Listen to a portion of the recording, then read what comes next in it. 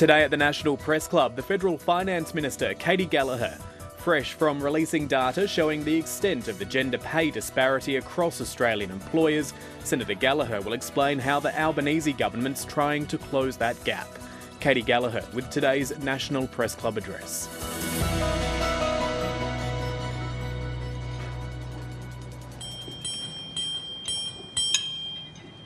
Hello and welcome to the National Press Club of Australia for today's Westpac address. Katy Gallagher needs little introduction in this room. She's a Senator for the ACT and the current Minister for Finance, Minister for Women and Minister for the Public Service. Before entering federal politics in 2016, Katy was the ACT's Chief Minister for 5 years. Born and bred in Canberra, Gallagher is a famous face in a smallish town that is obsessed with politics. She gets recognised everywhere. Gallagher has been described as Australia's best credentialed finance minister, probably ever, but maybe since John Fay. I don't know, it's a debate. But here she is today in her capacity as Minister for Women.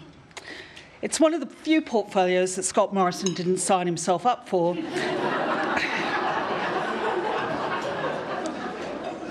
And she is certainly better credentialed for the job than Tony Abbott, if only because she doesn't have a Y chromosome. As someone who describes herself as an accidental politician, she hasn't done too badly. For those of you watching at home, you can join the conversation on X, where our handle is @PressClubAust, or you can use the hashtag NPC. Please welcome Katy Gallagher.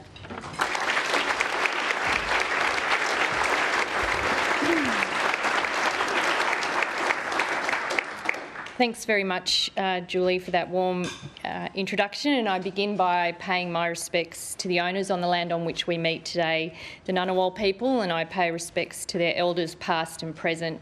I also want to acknowledge the strength and the leadership of First Nations women in Australia, who are so often leaders in their communities, holders of knowledge and strong advocates for equality.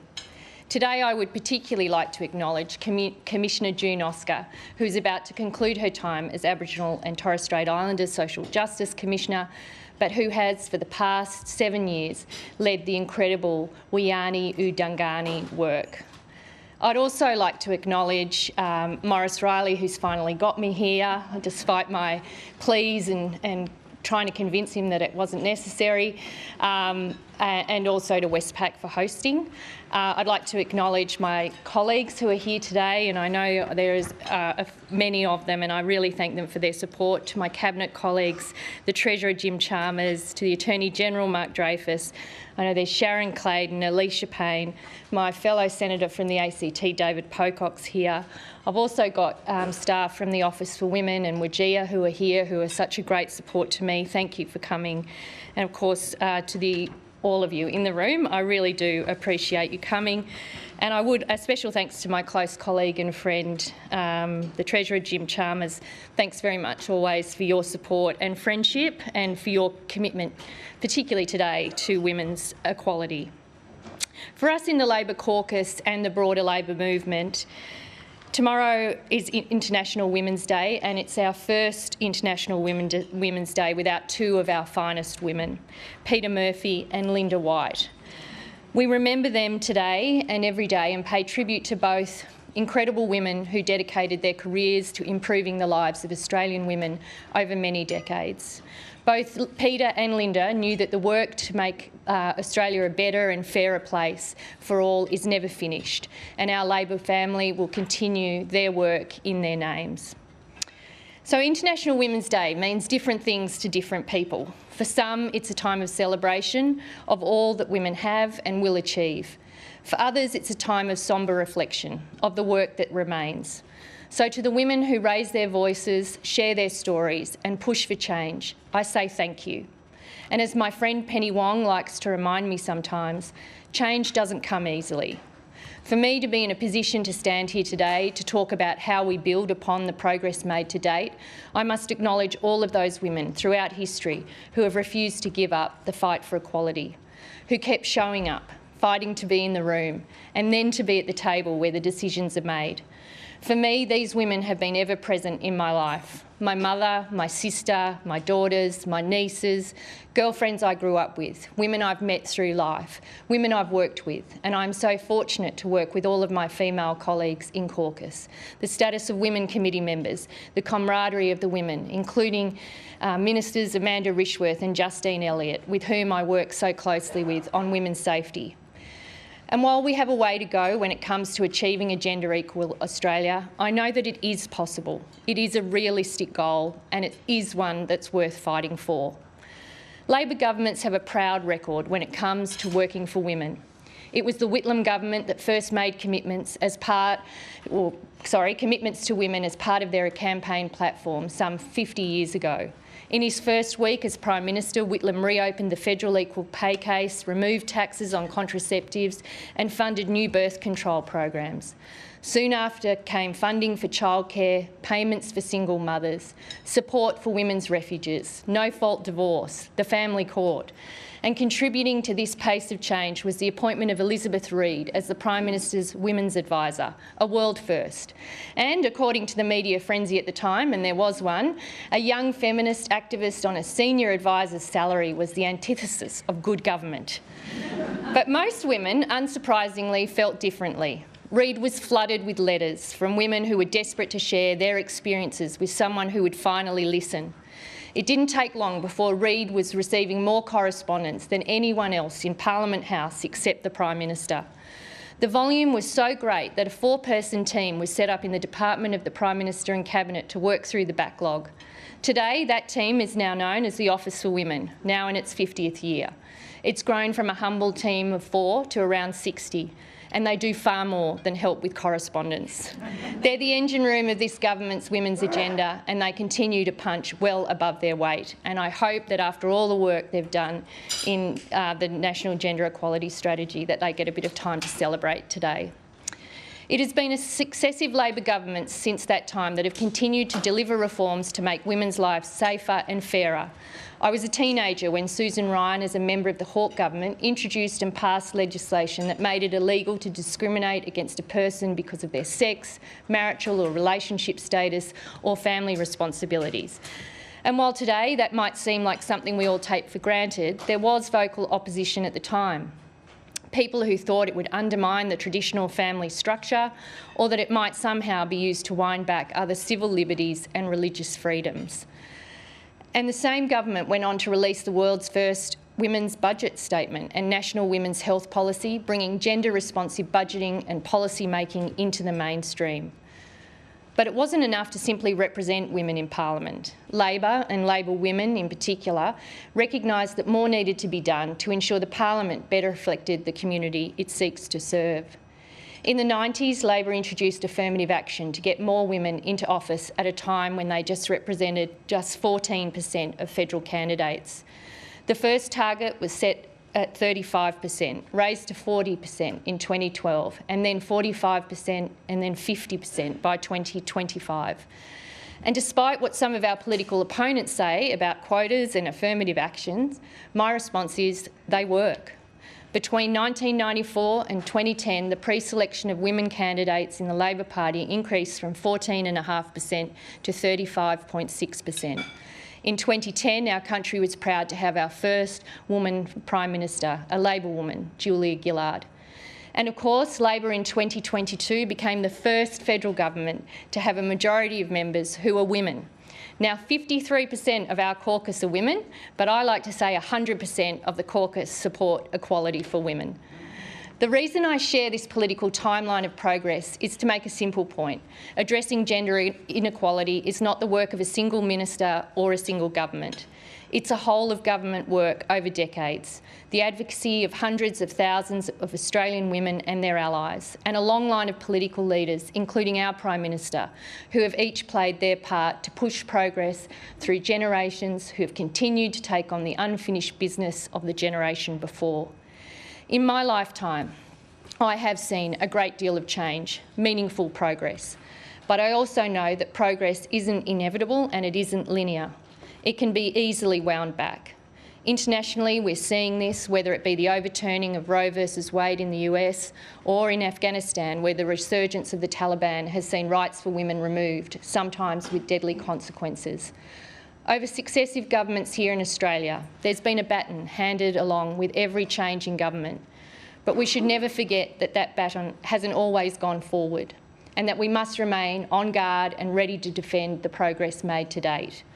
I'm privileged to be the one holding the baton today, backed by a Labor caucus that is totally committed to making a difference for women in this country. Because the debate about whether there is an actual problem with gender equality in this country is one that may exist in other political parties, but it isn't one we have in our party room. Our conversations are about getting on with the work of addressing it.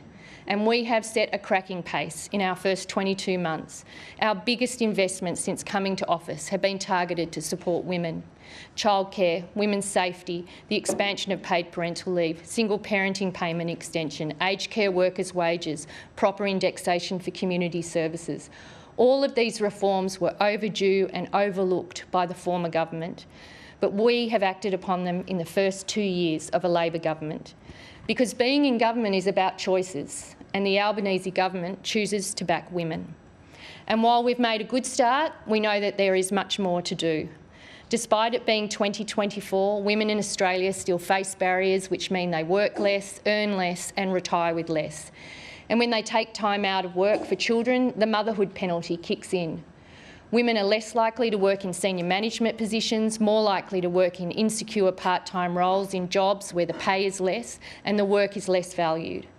Women experience unfathomably high rates of domestic, family and sexual violence, with more than 1 in 2 women experiencing sexual harassment in their lifetime and a quarter of women having experienced intimate partner violence in their lifetime.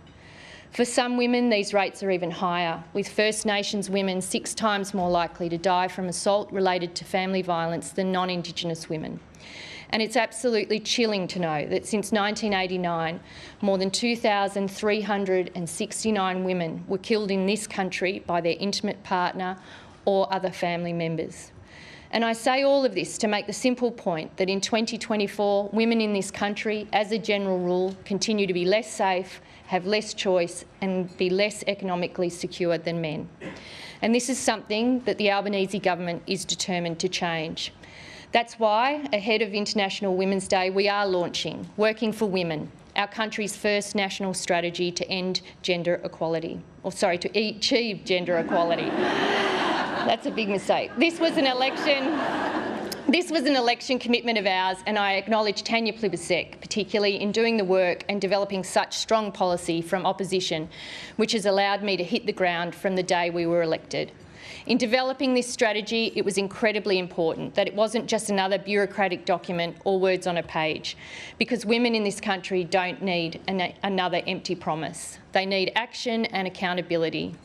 For our government, Working for Women is a commitment to the women and girls of Australia, to a little girl who is born today, that by the time you go to school, you won't have preconceived ideas about girls' jobs and boys' jobs, that by the time you choose the subjects you study, you don't self-select out of maths or science or technology if that's what you're interested in. That as you grow up, you and your male peers learn about respectful relationships and enthusiastic consent, rather than how women should protect themselves and their friends from the threat of violence. That if you experience the pain of endometriosis or polycystic ovarian syndrome, your diagnosis doesn't take a decade, or that you're told the pain is in your head and then sent away from the ED with only Nurofen as pain relief. That you won't be catcalled when you go for a run or look over your shoulder when you walk alone, or that your parents won't have to teach you how to carry your car keys in a way so they can double up as a protective weapon if needed. That it won't be likely that either you or your girlfriends experience sexual harassment or assault, unlike most of the women in this audience today. That you aren't paid less because of your gender, and that, if you make the choice to have children, that this decision won't impact your future earnings, and that you'll be able to retire with security. This is the real human story of what working for women is written to achieve. And while our focus is on women, this is not only about women.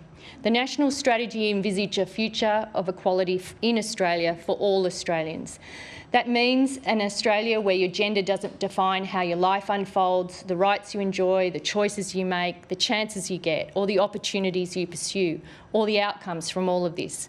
This strategy is about bringing people together, because when an economy and a society works for women, it works for us all.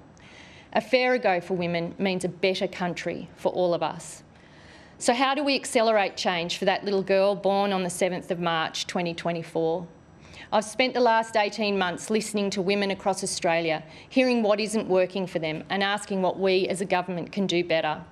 All up, we've received thousands of insights through roundtables, letters, emails, surveys, and I know that there is no average or typical Australian woman. Each of us has different responsibilities, comes from different backgrounds, and has unique dreams and aspirations. Still, across the board, the same themes kept coming up. Themes which aren't new, but which reflect the enduring challenges that persist for so many women. Violence, unpaid and paid care, economic security, access to health services, leadership and representation. In many of these areas, women feel that the system is working against them. A feeling that can be further compounded by economic uncertainty and cost of living pressures that make inequality feel even more pronounced. That even when they do the things they were told that would lead to success, when they've studied hard, worked hard, forged relationships, started a family, things are not working out or can too easily go backwards. This isn't to say that men don't lose out as well. They do. Men often feel bound by traditional societal expectations to be the primary breadwinner. Men are also less likely to be involved in parenting, even when they want to be. And they're also less likely to seek help for their mental health. One contributor from the survey consultation summed this up by saying, "I think men are given a raw deal when it comes to parenting, whether it be leave or access, which I feel is extremely unequal." This contribution is an important one because it highlights two things. One, that inequality serves no one, and two, that at the heart of our country's story on gender is extremely rigid gender expectations about who cares for whom and what or whose work counts as something to be valued. This inextricable link between gender equality and rigid expectations around care has been noted in many reports over the years, including most recently by the Women's Economic Equality Task Force. The task force, chaired by Sam Mostyn, highlighted that if we abandoned prescriptive gender stereotypes, there would be significant economic benefits, and harnessing those economic benefits primarily relates to care. Who cares for whom and why? Making care a choice, not a constraint, and making care something we value, make time for, are supported to do and are recognised for. Women spend 9 hours a week more than men on unpaid work and care. That's more than a whole work day every week. Women with children face an average 55% drop in earnings in the first 5 years of parenthood, while fathers' incomes don't change at all. 36% of women report their child caring responsibilities as a major barrier to starting paid work or taking on more hours, whilst only 7% of men feel the same way. As a result of these imbalances, 1/3 of our gender pay gap can be attributed to the time women spend caring for family and to interruptions in full-time employment. And as these lower earnings accumulate over their lifetime, they're exacerbating the gap between men and women's superannuation balances at retirement. We know that this gap can start as soon as families choose which partner will take paid parental leave. And paid parental leave remains the only workplace entitlement that currently doesn't require super to be paid on top of ordinary time earnings. The Labor movement, women's organisations and many of my colleagues, including those who are here today, have for years been campaigning to have super paid on the government-funded PPL scheme. I acknowledge all of them today. Yeah, I think we should give them a clap.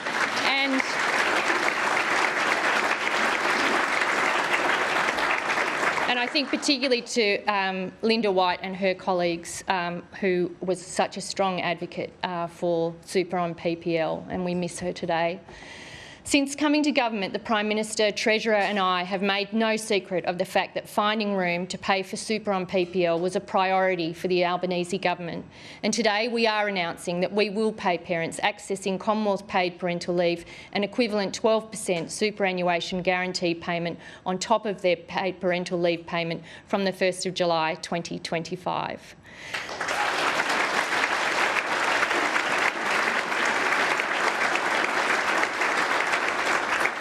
You paid super on your sick leave, you paid super on your annual leave, and there is no reason why it shouldn't be paid on paid parental leave too.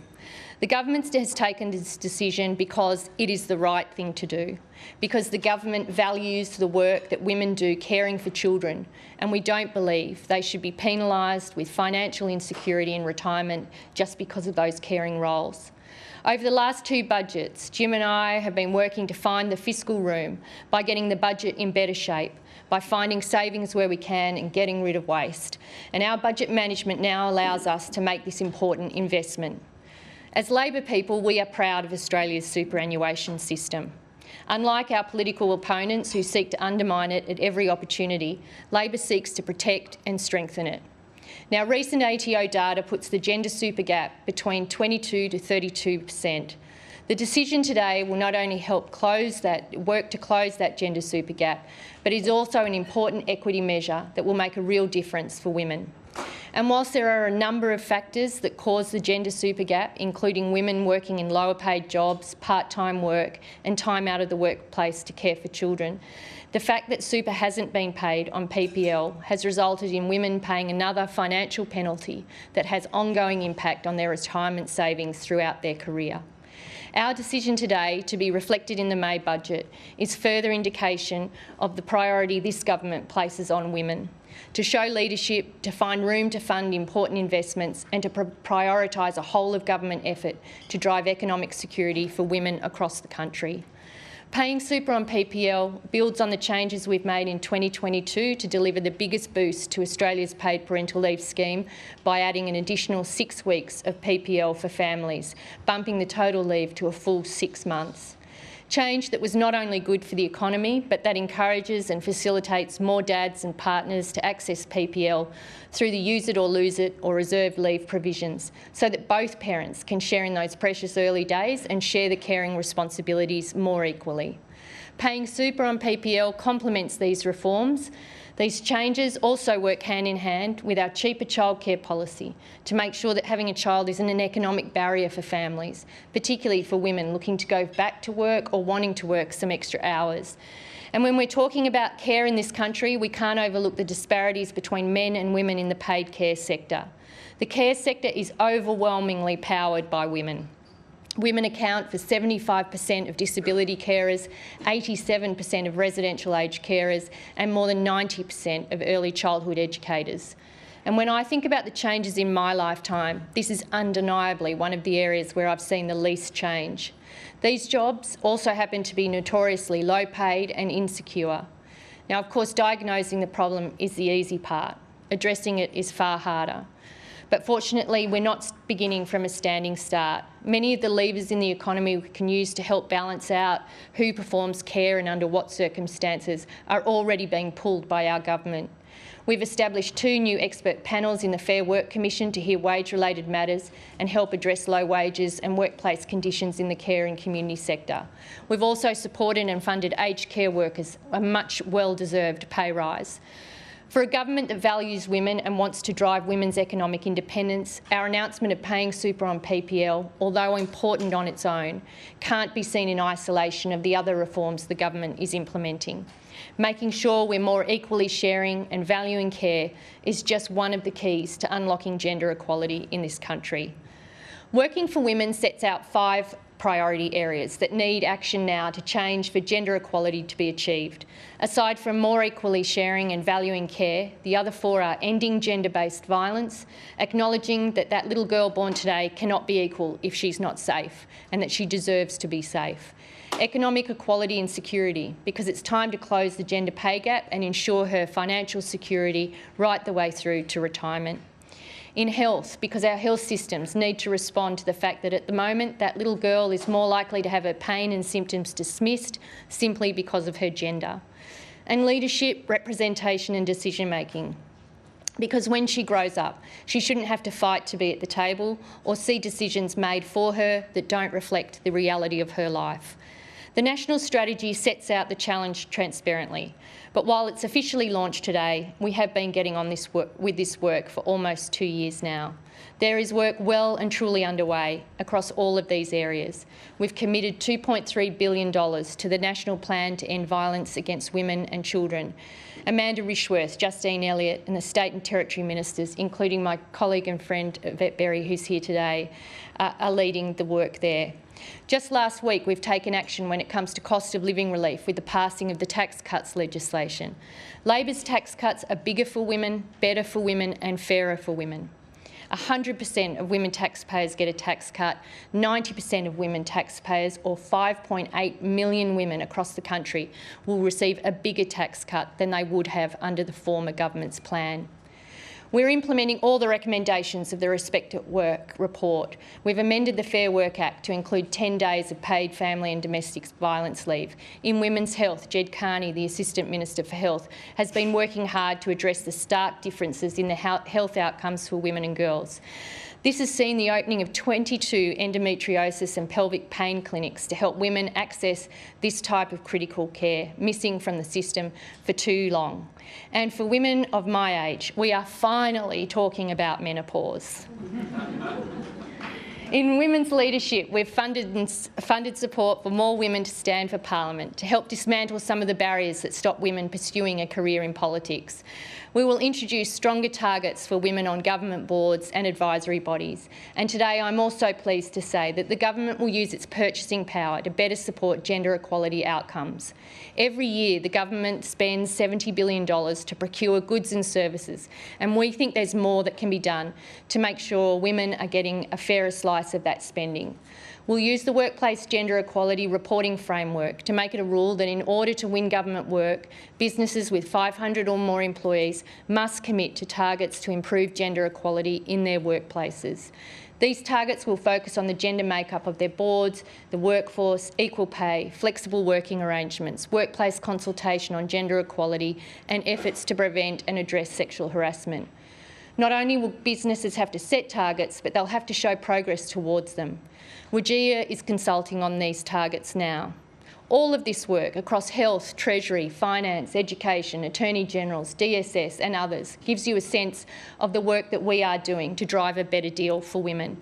It's not just left to the Minister for Women. As it should be, the work is being done right across government, joined up, complementary reforms that make it clear that gender equality is an Albanese government priority. And last week we showed how serious we are on the national push to close the gender pay gap. For a long time now, we've known that barriers to women's economic participation cost us dearly, both individually and across the economy. Persistent gaps in pay are high on our priority list. The latest ABS data tells us the average pay gap in Australia is 12%. Some might think that that's not too bad. But if present working patterns continue, a 25-year-old mother today can expect to earn $2 million less over her lifetime than a 25-year-old father. And if we look at total remuneration, the picture is far worse. With the WGEA gender pay gaps published for individual employers, they've started a real conversation. Looking at organisations with 100 or more employees, looking at full-time equivalent total remuneration, the gender pay gap is 21.7%. This is an eye-watering disparity. And at current rates, it's going to take about a quarter of a century to close that gap. And each year we wait, there's an impact on women's incomes and their retirement savings. You saw all the coverage this data unleashed as women right around the country logged on to check what was happening in their workplace. And while some in the Parliament saw the data as useless and complete nonsense, we in the government believe that shining a light on what's actually happening in workplaces will put pressure on employers to rethink how they hire, promote and remunerate their staff. I'm very confident it will drive change and deliver the outcome we want. Along with our IR changes, we've prioritised getting more women into trades and apprenticeships too, through fee-free TAFE and through targets set in the Australian Skills Guarantee and our new 5-year National Skills Agreement. But working for women acknowledges there is much more we can do. like making sure women get a fair crack at the opportunities that will come with growth industries like clean energy and cybersecurity, to prioritise equality in the ways they attract, train, hire and promote, to make sure that women have the pathways and the pipelines to success in the jobs of the future. Now, I acknowledge that we don't have all of the answers, but we do have a mass of expert advice and a lot of ideas worth pursuing. And I'm determined not to waste this opportunity. I know the Prime Minister and every member of his government have the same view. Working for women is our touchstone. It will keep us focused, and I hope it creates a framework for government, business and community to work together. Because when it comes to achieving gender equality, we know that it can't be achieved by government alone. I've outlined for you today our side of the bargain and about how we'll prioritise our effort. And this strategy is an invitation to work with us, because gender equality benefits everybody and everyone's responsible for bringing about change. Women's lives today reflect much of what Elizabeth Reed and other feminists over the decades have imagined for us. We have made remarkable gains, but there is much more to do. That's why I'm asking you to join me to think about that little girl who's born today and the life she will go on to lead. She deserves an end to harmful attitudes and stereotypes that hold her back. Education and employment opportunities should be selected by interest and skill, not her gender. And an end to gender-based violence. Access to childcare if she decides to have children, better rights at work, genuine pay parity. When she grows up, she doesn't want special treatment. She just wants equality and to be treated fairly. We, as a country, owe that to her and to all the women and girls that follow her. Thank you. Want me to stay here?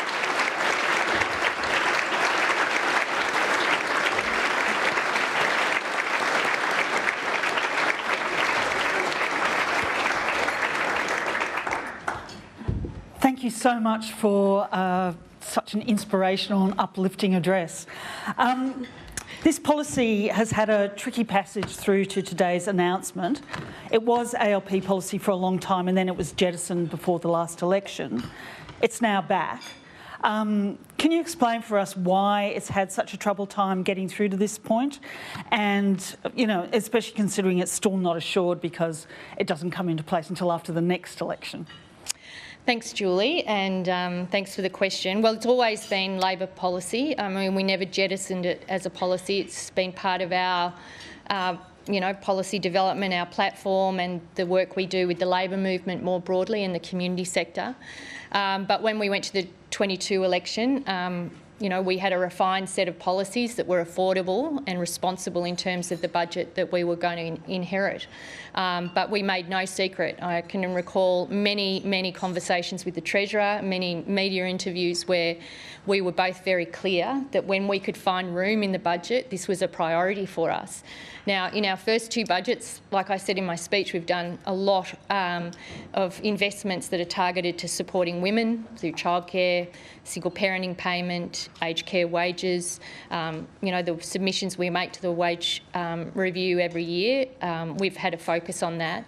And we work through these things, and this was a real priority, and it's an enormous privilege for Jim and I to be in a position where, and the government together have been in a position to put it in the budget. Your point about it not coming into effect till 2025, we will need legislation to pass, so that needs to be done, and we need to get the systems in place about how it's administered. We've got a bit of a window now where we can talk with people about how that will best work, but it will be in the budget.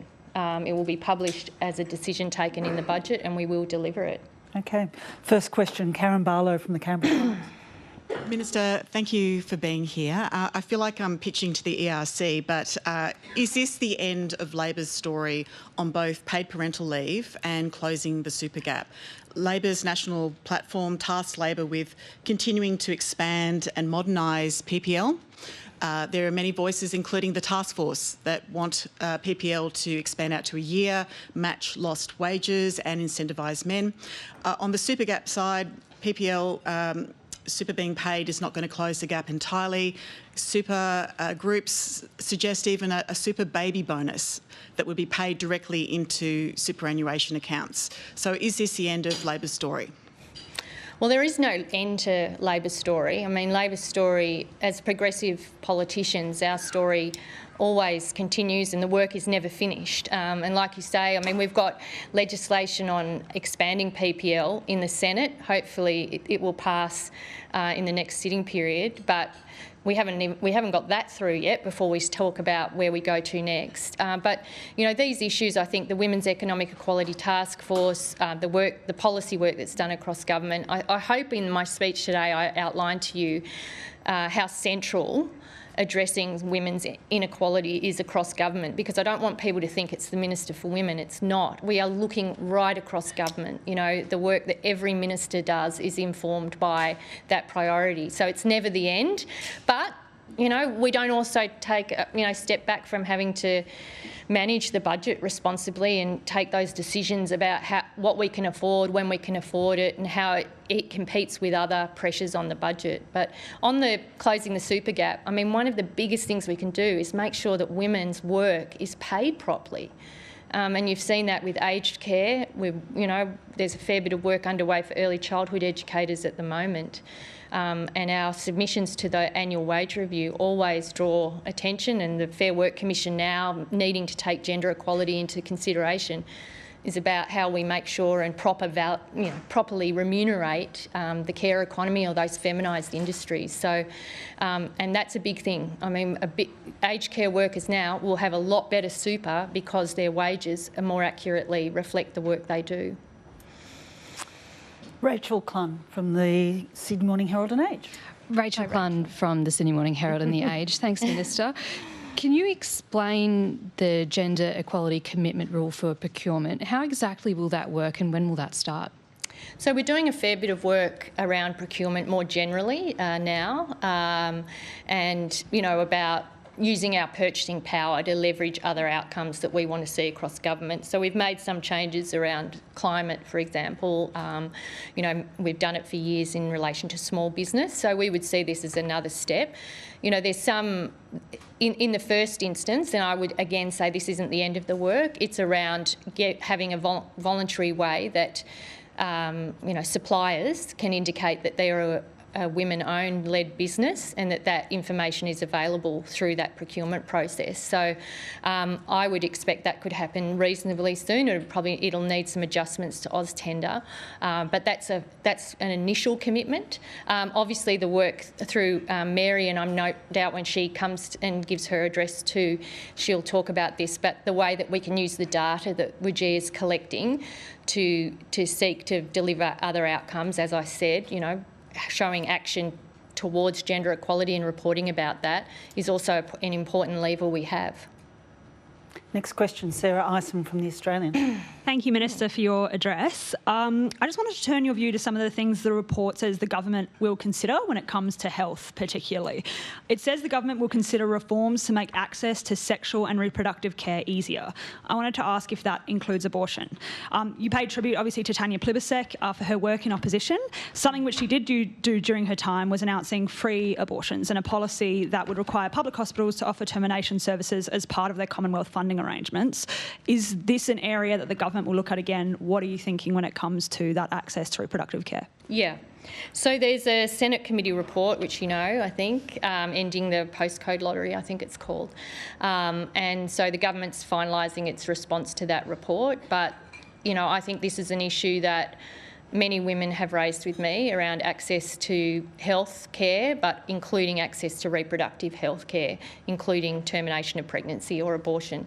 And so that is, you know, we'll consider that. There were some recommendations around it in the Senate report, and we will have a comprehensive response to that. You know, I've been a long-term supporter. One of the reasons I got into politics was to make sure that we were decriminalising abortion in those days. It's only in the last 20 years that that's been happening. You know, it's a real issue for women about how they access reproductive health services, and, you know, governments need to look at what they can do to support women, particularly in regional and rural communities where access to healthcare or reproductive healthcare isn't as accessible. So we will come back on that in terms of the government's report. We haven't finalised it yet.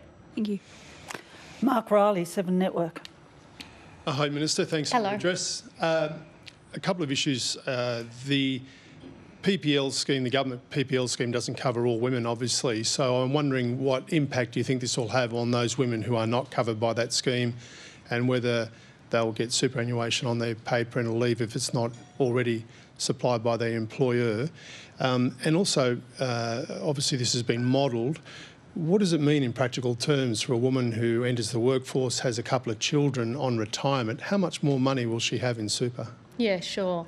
So a couple of things there. In terms of what does it mean for each individual woman, it depends, obviously, but it would be thousands of dollars for an average income, a woman on an average income. I mean, it's difficult because, it depends on the job you have, how much you work, what you get paid, how many children you have, how you're coming in and out, whether you're working part-time, and all of those issues that do impact on women's gender or the gender super gap. But it's, I guess it's two things, and I tried to cover this in my speech. One, to help close that gender super gap, and to, it's 12% paid on your PPL entitlement. But it's also about sending a message, and I think most women in this room realise it, is that we value the care that you are doing when you chop in and out of your career, that the government values that, we recognise it, and we don't think we should be financially penalised for it. And so that was very much part of our thinking as well. What was the first bit of your question? I've rambled on for now. For those who aren't covered, so they're covered by their own employer's scheme or on income support payments or something like that. Well, on income support payments, PPL doesn't apply. But I guess for us, and many employers do pay super on PPL through their private schemes, and I was just talking with Westpac earlier. I mean, they've been paying it since the 90s, mid-90s, so, 30 years or so. So I acknowledge that it has been operating in the private sector. For those that don't, I hope, it's difficult for government to say, we think you should do this if we're not doing it ourselves. I think by us demonstrating through this decision that this is an important measure, an investment to put in place, I hope that it means for those employers that don't, that they look at that as well, because ultimately that's going to deliver better retirement savings for women, more loyal employees, and I think women more and more are looking at what employers offer as they make choices about where they work. Thank you. Evelyn Manfield, ABC. Hi, Minister. Evelyn Manfield from the ABC. You were just saying there that you hope that private businesses will look at super if they don't already have that. The Women's Economic Equality Report recommended legislating payment of super on all forms of PPL. Will you legislate that to ensure all businesses apply super to PPL? Well, we're going to legislate our system first. So the first priority is the announcement today, and then we will continue to work with employers on these matters. I mean, that's this national strategy for gender equality is exactly about this. Is about how we bring business, community, government together to look at the issues. Government can't solve these on their own, but our position at the moment would be that we're showing the leadership that we needed to show on this, and over to employers that don't. And I think increasingly their employees will be expecting this of them. The more it becomes a standard workplace condition or workplace entitlement, which is what super is, the more likely that employers will recognise that. And many have. I mean, in some respects, the government is lagging the private sector where these arrangements already operate. Thank you. Poppy Johnson, ABC. AAP. Sorry, Poppy. Thank you. Thanks for your speech, Minister. I just wanted to follow up on that question, really, because last week we had the gender pay gap data released for individual companies. Employers were generally pretty keen to acknowledge the problem, but there was also a lot of comparing themselves to industry benchmarks and overall not a huge number of concrete commitments to do better. Do you think the response from employers was a little lacking? And if so, can you give us some examples of what you'd like to have seen and what could have been done? Look, I think, and I'll tell you the feedback I've had. I've had some really positive feedback. I've had, particularly from employers that had a very, that sort of feel like they've been trying to do the right thing for a long time, but have been hidden by those industry benchmarks. And then unsurprisingly, I've had employers saying, "Oh, but this is the reason why," and trying to explain them. I think the most important thing that came out of last week, and again, Mary will go to this in your address, I'm sure, was the conversation it started and the awareness it raised. It's very rare for me to do a press conference where the only questions are about women and their pay, and that happened. We had story after story written. We had women, it was a water cooler discussion for many women. Non-political friends of mine reached out and gone, oh, thanks for that data, I've just found out what's happening in the XX industry or whatever that I'm working in. And, so it really did cut through. I think, we'll see what happens to the data in a year, whether we are seeing improvements, and we will work with business around this. I mean, one of the big areas that we can make a difference is in the gender segregated nature of our workplaces. I mean, for us in the APS, where we look at our gender pay gap and try to get to the bottom of what that's about, it's about some of our big employers employing departments being highly feminised, and getting more men into those jobs will actually help close the gender pay gap. So there's a range of things that can be done, but yeah, we'll be watching. Don't worry, we'll be watching. This isn't just releasing information and then seeing that nothing happens for 25 years. That's the whole point of releasing it. So I guess, people are on notice about that. Eliza Edwards, Network 9. Thank you, Minister. You mentioned the companies that are paying super on top of their paid parental leave schemes, but only 60% are offering their own paid parental leave schemes. So is that figure high enough? Are companies doing enough of the heavy lifting? And also, just on the cost, are you expecting super on paid parental leave to cost around $200 million, as it has been previously estimated, or how much higher could it be? Okay, so to the second bit of that question, look, it'll be a significant investment in the budget. It'll be in the order of hundreds of millions of dollars. It gets more expensive because we're expanding PPL. So, we're expanding the entitlement from 20 to 26 weeks, so it grows over time. We've got a few more details to finalise, but we'll release that in the budget paper. But I know finance ministers get bad press for always saying no and trying to cut corners and things, and I do a fair bit of that. But we very much see this as an investment in women and investment in their, future earnings and their retirement savings. So, but we'll have all that detail published in the budget. But it is in, I think there was some budget figures that had it at a couple of $100 million. It'll be more than that. Has it been costed, the policy? Well, certainly the information that went through our processes, it was clear. I mean, we don't take those decisions without understanding the impact that they will have on the budget, but we've got a few more details to finalise, and that's why we'll release the final costings as part of that budget process. Sorry, the first bit, I'm terrible at this. Companies that aren't offering their own paid parental leave schemes. There's only 60% around. Yeah, we'd love them all to. And I think increasingly women will want that. And if we all hear about labour shortages and, attracting and retaining quality staff, as we rebalance care and the nature of care and value care in this economy and society, I would expect employers are going to have to continue to offer those conditions if they don't already. Eleanor Campbell, NCA Newswire. Thank you, Minister. Women approaching retirement have about 23% less in savings than men. For the older women who already had children and won't be able to get their super back, how will you compensate for that gap? Yeah, well, this measure is about people who are going to be taking PPL, and there's a range of reasons why I guess older women have less super than younger women who will have been in the system longer and perhaps have the benefit of many women, older women who have low super balances didn't have a paid parental leave system to pay them paid parental leave. They've missed out on a lot, that's for sure, and that's why some of the improvements that we're putting in place are really about, I guess, bolstering it for the future, acknowledging that there is a gap and then making sure we're doing what we can do to address it.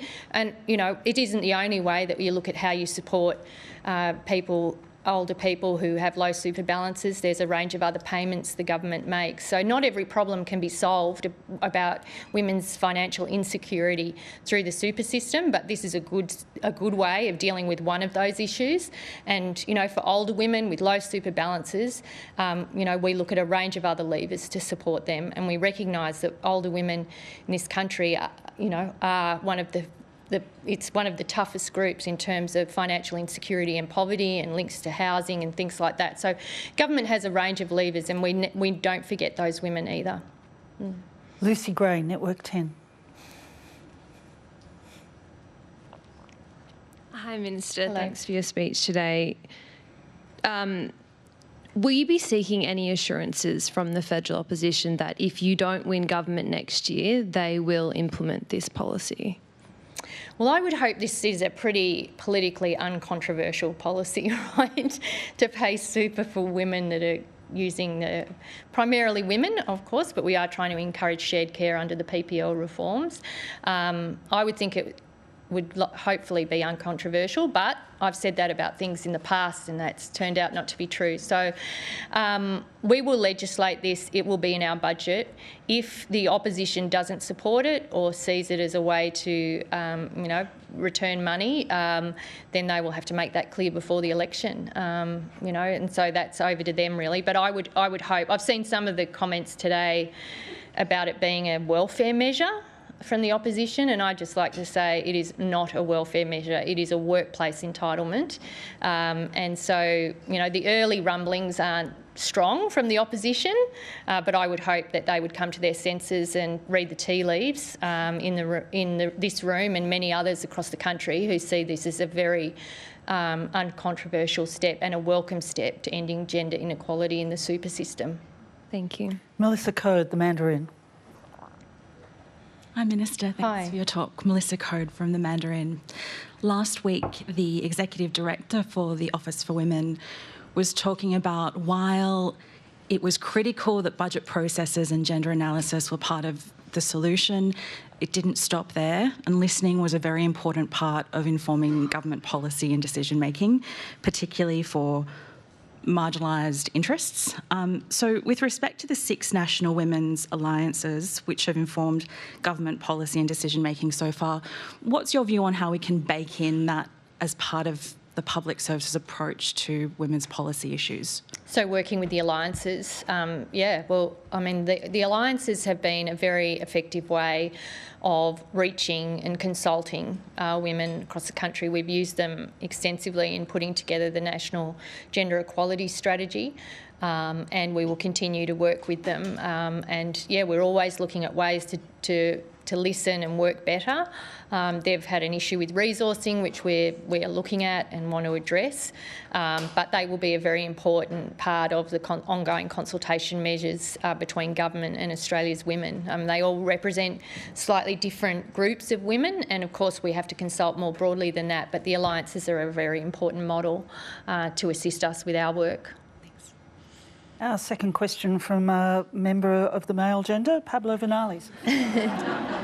Yeah, I think you all got, pushed down the line. It's good.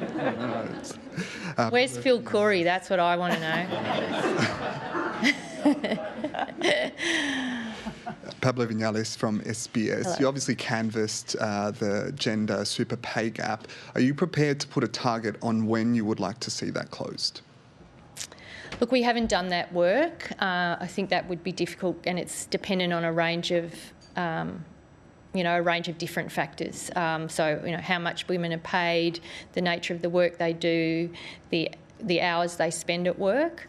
But that's why, so I think when government looks at what we can do, the things that are within our control, as opposed to the choice of individual employees and employers, pushing for better wages in those highly feminised industries, supporting those wage increases as we have done with aged care, taking steps like this to show leadership and funding. I think, they're the things that government's available to do. I would like the gender pay gap to be gone today. I'd like the gender super gap to be gone today.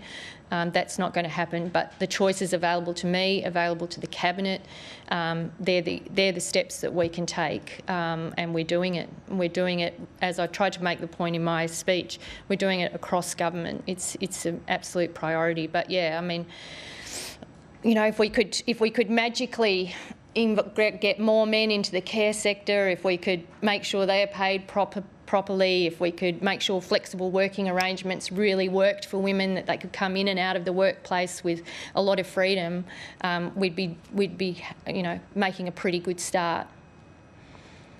Ben Westcott, Bloomberg. Hello, Minister. Ben Westcott Hello, from Ben. Bloomberg. Yep. Thank you so much for taking the time today. In your strategy, you said that you wanted to look at strengthening targets for women's representation on Australia government advisory boards. What are those targets? Have you settled on them yet? Yeah, so the area that we've got to focus on, so there's been a 50% target, I think, for a little while now. I think we're slightly above that, but we see areas where we fall below, and it won't be any surprise. You know, we see women overrepresented on government boards and advisory committees in health and education, and in some of the other areas, you know, finance being one of them, some of the economic boards, industry, science, where we haven't had as much luck, and so we're looking across that, so trying to reduce that, and also have 50% for chairs and deputy chairs, which has also been an issue. So yeah, we're taking it to the next level, I guess, and making sure that, you know, there's opportunities across the board. If you took out health, community services and education, it tells a bit of a different story about government boards. And I have to say, I can't thank ministers enough, you know, like, from the Prime Minister down, every single minister, when there's appointments to be made, is asking for women candidates to be brought forward, is looking at where there is a problem and then trying to fix it. It's a very strong commitment that we have across the Cabinet. Do you have a timeline for when you'd like to see that? Well, we report that annually. You know, I guess it's hard because some appointments are for 5 years and some are for 1 year, and there's different timing on those appointments. So I think it's more about setting that going forward, fixing it as those appointments come up, and also reporting against it, because that will drive change too. Dan Jervis-Barty from the West Australian. Thanks for your speech, Hi, Minister. Dan. Just in terms of the procurement policy, can you just clarify, so if you're a company with 500 or more workers and you don't either set those targets or meet those targets, you won't be able to win government contracts? And just to the implications of that, how much do you think it'll be a carrot or a stick that genuinely drives change? Look, it's a carrot, and there's a rule in place already. This is sort of enhancing that rule about, you know, working with companies to sort of mark out a pathway or a plan forward. So I see it as a carrot. And look, WGEA do an incredible job. Their job every day is to work with businesses to support them either with their data, but also with how to make changes within their organisations to drive gender equality. So I really see it as an opportunity. You know, there's a range of factors that have to be taken into consideration in procurement. This would be another one. Paul Karp, The Guardian. Thanks very much for your speech. I'm also seeking clarity on the same point, because in your speech you talked about progress towards the gender equality indicators, but the document does say that the big businesses will need to commit to and achieve them. So which is it? By when do they have to achieve that? And given you've said it builds on the current system, has any big businesses ever lost a government contract for failure to make progress so far? Look, I'm not sure on that last bit. I'm not aware. I mean, finance, while it is all-powerful across government, doesn't actually conduct all of the procurement across government. That happens in individual departments. And again, I'm not sure if Mary might be able to go through that when she speaks, if she's got more information about it. But we are serious about it. So the document, you know, we may have used slightly different language in the way my speech reads to what's in the document, but the commitment there is real. You know, we will be doing this. That's the announcement the government has made. So it's achieved, not just progress? Yeah, like we will work with companies, we will encourage companies. We're being very clear and upfront that we want to see this rule, that procurement rule that's in place, and we will be upfront with them. And my experience is companies work with us. They want government work, you know, like they want to work with government. And so this, I think, puts more responsibilities on them, but I don't think it's one that they will shrug or walk away from. Jennifer Duke, Capital Brief. Hopefully I'm tall enough for this mic. Apparently not. Thank you very much for taking my question. I was particularly curious around the pipeline issue with women in certain male-dominated industries, particularly construction, investment banking. If those women aren't in those industries, aren't applying, how can those companies lift their gender equality and the pay statistics if they don't have the staff to push them up through the ranks? And how is that going to affect that procurement element? Will there be sort of consideration of that in the construction sector? Well, this is all about, putting in place steps, measures. We're not saying that something can miraculously change overnight, but we want you to take it seriously. And we want to look at what you can do as a company to drive gender equality in your business, whether it be across boards, whether it be in your staff, whether it be in your policies that you have as a workplace, because we think it's important. So I think, again, in terms of those industries, we have a highly segregated labour market in Australia, more concentrated than most, and in some areas it's got worse over time, not better, particularly in the care economy. But construction, has struggled to get women involved, and it goes right across the board. I mean, you've got to have toilets for women on a construction site if you want women to go and work there. You've got to have other women and women in leadership positions so that women can see that there is a future for me here. You've got to have a sexual harassment policy in place so that if something, and a real way of pursuing that if there's a problem with it in your workplace, that you won't be sacked if you raise a problem. I mean, all of this is part of the change. And, I guess in some of those new and emerging industries, the work Ed Husick's been doing in women in STEM and in Chris Bowen and Jenny McAllister in climate is, we have to make sure that these new industries don't develop and grow, and women are still right at the back because nobody's thought about how to make sure that they're part of these jobs of the future. And that's a much bigger, longer conversation which I could go on about. It has to start in primary school about what we're doing there. But we can't let what's happened in other segregated industries happen in the new ones. We have to be better than that. David Crowe, Sydney Morning Herald and The Age. Thank you, Julie, and thanks, Minister, for your speech, and thanks for running it so smoothly that we get to question 17 today. Oh, I know. I feel like I should be giving longer answers, and there's no clock, so I can't tell when this part of the deal's going to end. I would call it world's best practice, so take that as a win. There were many shocking statistics in your speech. You mentioned violence against women. Mm-hmm. One woman each week murdered by an intimate partner. There are many things that you're asked to tick off in terms of spending in the federal government, but that's one area where I know a lot of groups come to the government and say, look, this is an urgent problem. It's a shocking situation in society that needs to be tackled in some way. I'm interested in your thoughts on, obviously, whether you're willing to invest more in that area, but also what the government's thinking is and what your thinking is on where the best investment return is, because there are education programs. I'd say on the stats right now, it doesn't look like they're working enough. But there are also support services that are needed for more women who are suffering from violence. What is your thinking on where the best spending is directed? Yeah. I wish I had a perfect answer for that. I mean, the reality is, and we've put in $2.3 billion since coming to government into to supporting the national plan, and state and territories have put in at least that much, probably more. If we could redirect but that money, and a majority of it goes to dealing with the consequences of the problem that we have with violence against women in this country. A lot of it goes to the support side, the housing, the trauma support, the workers in the sector that do so much to support women, the hospitals, everywhere. This is an issue that touches every part of public service. And I wish we could take all that money, and put it at the other end. So you have to do both. We have to have that end, which is dealing with the consequences of the violence. We have to put more effort into perpetrator support. I mean, there's very good programs, and the national plan does that, where it's how do we deal with men who use violence in their relationships, and it's got to happen in the schools. As young as we can.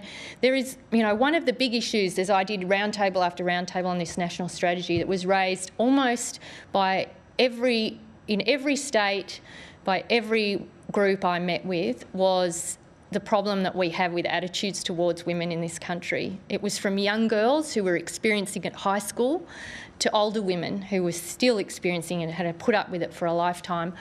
How do we change attitudes towards women, which fundamentally comes to respect and treatment of women, and a lot of that we have to do in the schools. So we're running out a lot of those consent programs and things like that. We've got to do more because we've got to change the attitudes that lead to the problems that as young men get into relationships. But yeah, I mean, if I had more money, you would be putting more money everywhere. I wish it was different, because I feel like, imagine all that money, billions and billions that we could actually use for other things. But yeah, it's a long-term goal. We've got our goal under the national plan is to end violence against women and children in a generation, and that's what every state and territory government in the Commonwealth are working upon. Thanks. Our final question is Nick Stewart from Ability. Nick. Lucky last. Where will you go? The gender statistics are absolutely incredible. They're fantastic. They provide a real benchmark there. How long will it be, and will you guarantee within the next year we can easily do exactly the same for people with disability, so that way we can measure the statistics, even different government departments' capacity to include people with disability in their workforce? Well, I think the question you raised more broadly is around data and how we use data to design policy and report and be held accountable and transparent about the investments we're making. And I think there's a huge possibility with the data that government collects and how we use that to share information with the private sector and the community sector, but also how we use that to understand what's going on and what we need to do. In the public sector, we can do more in terms of employment for people with a disability. We've got a called strategy coming out that looks at how we can do more with culturally and linguistically diverse communities. And of course, we have our targets that we've set around First Nations employment. So I think, yeah, I mean, how we use data to drive outcomes is something that I'm very interested in. I think the government is more broadly. So they'll be there by next year? I think I've answered that question. That was Please join me in thanking Katy Gallagher.